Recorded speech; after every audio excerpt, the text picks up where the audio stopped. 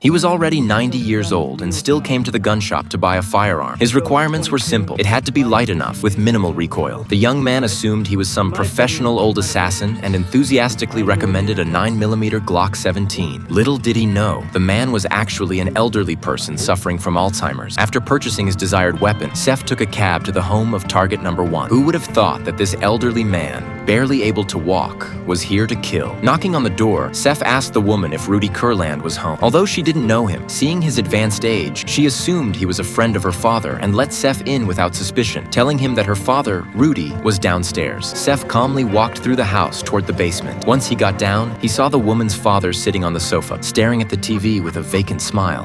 Are you, Rudy Kurland? Yes, I'm Rudy Kurland. Who are you?